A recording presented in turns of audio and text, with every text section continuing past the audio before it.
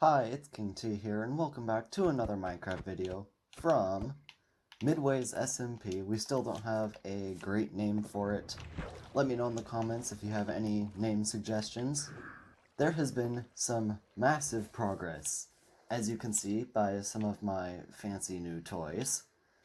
For one thing, we got elytras, and beat the Ender Dragon, of course. Midway Terror has the dragon eggs currently, and you can see we also got some shulker boxes. I don't think I have any in my inventory right now, but we got shulker boxes along with the elytras. Another big thing that you can see is I got myself a beacon. We were able to basically trap the wither underneath the bedrock end portal and get free stuff, and with the help of my iron farm that is extremely productive, I was able to get already a fully powered haste 2 beacon. So now I can insta-mine underneath my base. Yay! Anyways, I have been pretty busy here, and I have a lot of stuff. Apparently I have found 8 ships, which is really nice. So, today's video is just gonna be a short little update. I love the rain in Minecraft, because you can riptide around like this, it's so fun. Anyways, today's video is just gonna be an update video. I'm not gonna actually do anything new, but I do want to show you guys what has been happening. So nothing has really changed that much besides the chest monster of random shoulder boxes inside of my base. And I have been slowly acquiring more and more resources. Like, I have 10 shulker boxes full of stone that I'm not exactly sure what to do with. I am selling some. I would say one of the biggest things that has happened is that I've made a ton of sales, because now I have 41 blocks of diamond. So I have now become one of the wealthiest people on this realm, and I've basically stopped using this base. There are things that I still am using it for, like sometimes I get some XP out of these furnaces, and I get quite a lot too. But for the most part, I have been working and AFKing at my industrial district, and I hate that bug, so I'm just gonna... Yeah, this bug sucks. Why is this a thing? There we go.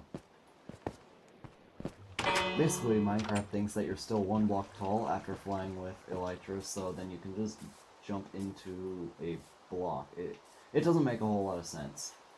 I've torn out all of the stone type materials that were visible right here, and I've covered it in the many blocks of grass that I got from mining at the original hill and land that was right here. So this area has changed so much since basically the start of the season. I didn't have a video showing what this actually looked like before I basically mined out the entire area. This area back here still needs some terraforming, but that's a project for a later date. And the other thing you'll notice is that I've filled up this entire thing with water, and I think it looks really cool, so when it's not raining I can still riptide around with that and then get around with that using a whole bunch of extra rockets, which is nice. And I think it looks really cool with the water.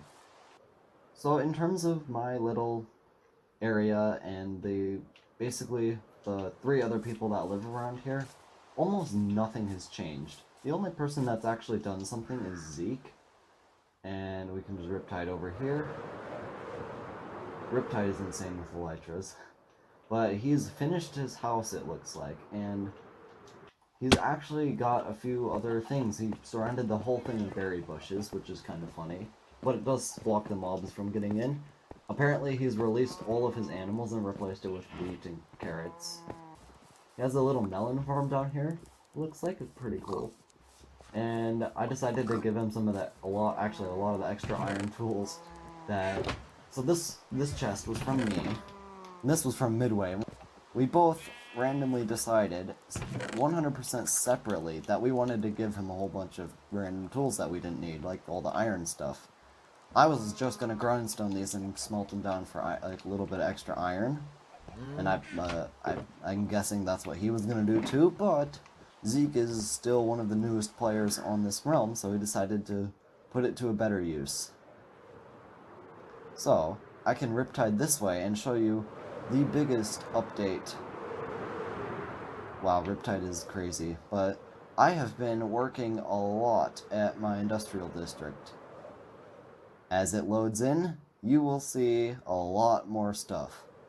Okay, so the first and probably most notable is a massive bamboo farm, and this is basically to fuel some of the other farms. I don't really need the bamboo itself, except for one thing that I'll show you in a little bit. But this is actually a custom design, at least for the flying machine. I'm not sure who originally had the idea of using a flying machine to cut down all the bamboo, but it's definitely the best way to do it, and I designed my own two-way flying machine, and I'm gonna harvest it right now on video. It's not that I just harvested it like maybe 10 minutes ago, so it's not really that grown up. But you turn on the lever, that turns on all the minecarts, and come over here. I don't know if I want to hook this up with with one button or something, but you can press the button and piston pushes it over and it goes on its way. And it just cuts down all the bamboo because bamboo gets broken when it gets pushed by a piston. Similar to a lot of the other kinds of crops that you can grow.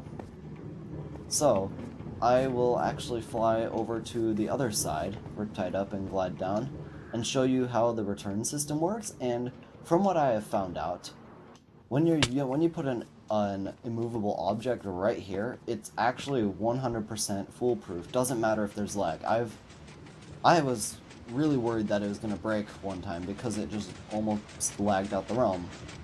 But as you can see, the crying obsidian actually blocks it from going any further, which means the piston right here has time to push it over, and I like that touch. It's pretty cool. So we're just gonna let the flying machine go back now. There's not much to see. And there are two more large additions that you can tell. One is this huge kelp farm. I believe that this is 100 kelp plants. I'm not exactly sure on that, but it gives me a decent amount of kelp. Then I use the bamboo over here to cook down the kelp so I can make a bunch of kelp blocks, and that's what I have in here. A lot of the other bamboo is actually going to go into this massive 50 furnace setup. And what I've actually been doing is crafting it down into scaffolding, because scaffolding smelts like 4 items or 6. I'm not sure which one it is, but it does smelt a lot more. And scaffolding is actually a really handy thing to use because, as you can see, 6 bamboo and 1 string makes 6 scaffolding, but it takes 4 bamboo to smelt down 1 item. So over here, it's fine. I've got plenty of bamboo. But when you're dealing with this amount of furnaces, scaffolding is probably the better choice. Because in order to fuel all of these furnaces, you have to have this filled up probably 5 times. So 5 chests of bamboo in order to fuel it for 1 run. Whereas this, you can just use the bamboo, and I've been turning it into dried kelp. And the kelp blocks are actually going to be used as fuel in the main base. My squid farm is productive as always. Lots of bones and ink sacs and many, many fish that no one is ever going to need, but it's nice to have. And I've hooked up an item filter with my gold farm here, which I think was pretty smart because we've got a lot of gold nuggets that we can just grab out of here. There's some ingots in here as well. And yeah, I don't know why I made an item filter for rotten flesh. Maybe I'll trade it to some villagers when I get around to that. The final small little addition to my industrial district in this immediate area is this little sugarcane farm. So, as you notice, it's just tiny, but I get so many bones. Why would I not bone meal all of the sugarcane? So I just hooked up a comparator clock with some repeaters into the droppers, and basically that activates the entire thing. I'll just turn it on. Yep, just like that. I don't really need to put on that much, so I'm going to turn it off. Because I have basically filled up an entire shulker box full of sugar canes. I don't need that much. The other thing that has been doing quite a lot of work for me in my industrial district is down here. It's my iron farm. And this thing, I empty it quite frequently, but as you can see, it's got almost 5 stacks of iron in it right now. That was not very long at all, so go check out the tutorial if you haven't already. Although it has become one of the most popular videos on my channel. So we've still got the tree farm set up in the concrete converter. With the concrete converter, I did actually change it over, or I covered it, I should say, in spruce. That way I don't just accidentally mine all of the stone when I'm trying to mine up the concrete, because mining wood with a pickaxe is very slow. You'd have to not be paying attention very much in order to break one of these with your pick. So I converted a half a shulker of white concrete. That'll be used for various things like the mall and my base. So one of the other big things that I have made on the realm is right past the squid farm. If you just go this way, it comes into view fairly soon. This. So this is halfway done of my quad mob farm. And this is why, one of the reasons I built my massive bamboo farm, because I need a lot of scaffolding. So my AFK platform is just up in here. It's nothing special, but this is a custom mob farm design that uses scaffolding, because mobs can spawn in the scaffolding when water is at their head height. So as soon as they spawn in, they will get pushed off the platform and fall into our kill chamber. And so far, you can see how efficient this farm is. Those mobs, they come in waves, so sometimes you have to wait for probably maybe 20 seconds before you actually see it happen. But as you can see, those mobs got immediately pushed off and into the campfires down there. One of the things that makes this farm so efficient is that it can work during the daytime and the nighttime with surface spawns. The way I've done this is by using leaves, which are a transparent block, and they do not block surface spawns, and water to basically dim the top layer enough so that the mobs can actually spawn. And I've realized that it doesn't matter what size you use as long as it covers the entire top platform, so I'm not going to tear that down because that would be a pain. That was the first one, but the second one works just as well. It uses like a lot less leaves as well as a lot less placing of water, so this is just the better way to do it, I think. So I'm not going to tear this first one down unless I'm really bored, and plus somebody lost my sponges. I'm not going to tear this one down. It's going to stay like this, but I'm not going to do it again like that. So I'm going to just go check the rates real quick. 41 gunpowder, not bad. Also, the string is really helpful because I need scaffolding for fuel and the other two mob farms that are going to go over here. I'm pretty sure that this one is slightly more efficient somehow. I'm not sure why, but yeah, this one's almost at a stack. So I'm not exactly sure why this one is more efficient. They're exactly the same besides the water. I don't know if that has an impact on it or not. I'll have to look into that. But I have been AFK quite a lot in the last 2 days, I believe. And we've gotten a lot of stuff. I filled up a whole shulker of rotten flesh, like I need any more of that. Even more bones, like I don't really need that. The string is one of the main things, and string is pretty important. I'm going to sell some of it, but also use some of it as fuel and for my other mob farm. Some arrows, probably going to sell those too. And the big thing is I have 11.5 stacks of gunpowder now, not including what's in the chests right now. So I can only imagine what is going to happen when this thing is at full capacity. It's going to be crazy. Look, there's a whole bunch of mobs over there, and phantoms are attacking me. So we're going to fly back on over to the main industrial district where most of my farms are, including some of the slightly more useful farms. But the reason I built my mob farm way out there are actually 2 reasons. One, my squid farm is going to ruin the rates of a mob farm because obviously there are mobs spawning in here, especially fish, that are taking up the mob cap. Even though they are dying almost instantly, it still makes a difference. And when I have the gold farm running, then the mob farm is going to be basically not efficient at all. So I didn't want to ruin the rates of a mob farm, even though it would have been nice to have all my farms in the same area. It's just not possible.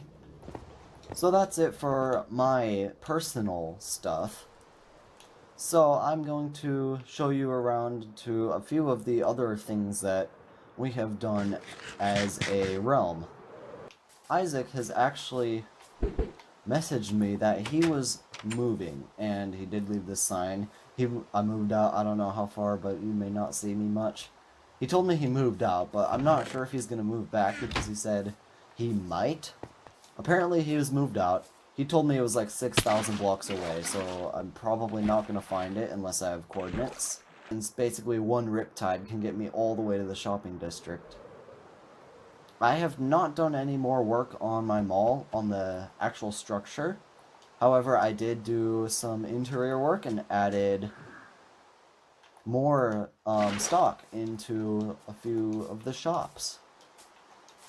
So if anyone from Midway's SMP is watching this, know that I've put a lot more stock into golden goodies. There is soul sand, blackstone, crying obsidian, arrows. Somebody did buy some string. Leather. I'm out of fire charge. Somebody actually bought that. I'm surprised. Ender pearls. And obviously still gold. I have also stocked up a few of the things that I just honestly don't want, like iron tools, grass, dirt, and sticks. Maybe somebody wants these for trading or something. And it stopped raining. So the other thing that I am going to do is I'm going to change the price on the iron because that's been going really quickly. I'm going to change it to 1 diamond a stack. That's because iron is not the easiest thing to farm in Bedrock Edition. You don't get shulker boxes upon shulker boxes of it in a few hours because of village stacking and all of the basically annoying mechanics. So it's not easy to stock the shop with an hour of AFK because that'll get me 4 diamonds from 1 hour. So, and I'd much rather get 8 diamonds for 1 hour worth of iron. So there are a few new shops. Like, I do not know what in the world this thing is. It looks like a mix between a desert temple and a jungle temple. And it's definitely not complete yet. Somebody did leave a shulker box full of building materials here. And I looked at this earlier, and I'm not sure what this is. There's random items on the ground. They're all garbage, it looks like, except maybe the coal, if somebody needs fuel. But there's a bunch of garbage on the ground. I'm not sure what happened here. It feels like somebody fell down and died, but why would they be pillaring up with stone without feather falling or something? I don't know. Because I'm pretty sure everyone on the realm has feather falling, or at least who would pillar up like that. I'm not sure on that. There is a nerd. Murder was always legal. P.S. You have no rights. Materials. Well, that's weird. I'm not gonna ask. Also, someone's selling these for 32 diamonds each for an elytra. That is extremely expensive. Especially since the same person said that 10 diamonds for a netherite ingot was expensive, which is what Midway is selling over here. He hasn't been on in a little while, so he hasn't restocked or stocked anything new. The biggest new shop is basically a rocket shop and gunpowder shop. Ooh, somebody's bought a lot. But I just made my own mob farm that's pretty efficient, so I probably don't need to buy any of this. Although he is selling sand at not a bad price. It might not be worth it though, because there's a desert portal that I set up.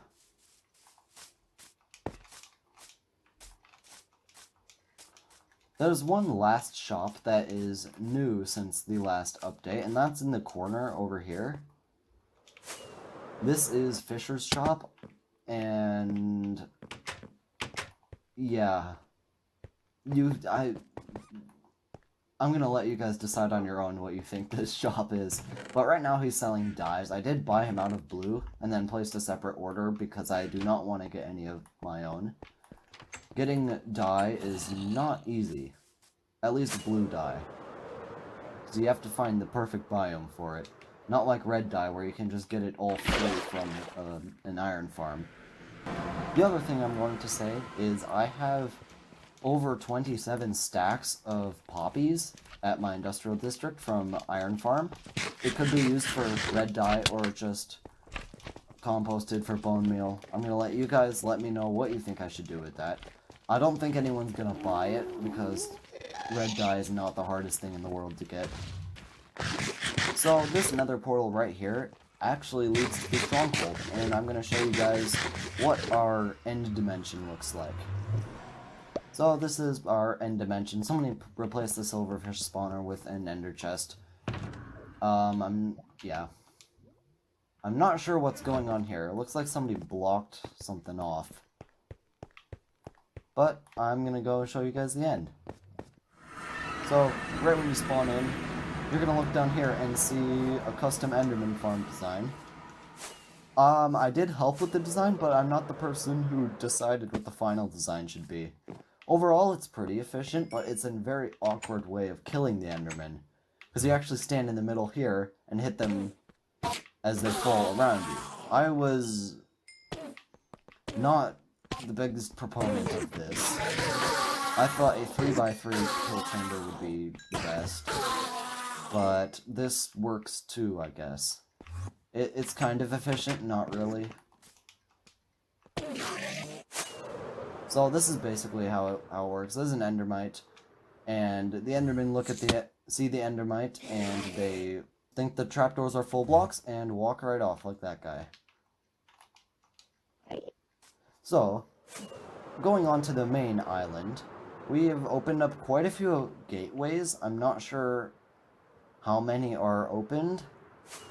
So this was the first one we got on the outer edge. This is one that I went through by getting a lucky pearl in there, but we've basically explored the entire outer islands by this point. I've got 8 elytras myself, so there's not much left to be explored except past like 10,000 blocks out. But there are quite a few gateways open, and I know Midway and I spawned in the dragon like 3 times after we did the initial fight. And this is where we've been doing our wither killing. Basically, you just put the soul sand here, heads on the end. Basically, it gets stuck in here, and it can't get out because there's obsidian below him. And he just suffocates. And there has been some progress on other people's bases, but I don't really feel the need to show that. Because that's their personal work, and you guys are here to see mine. Well, for the most part. Some of them stream on Twitch, you can go check them out. I will have their links in the description as well. I believe that I'm the only one who posts frequent videos on YouTube, at least about the SMP.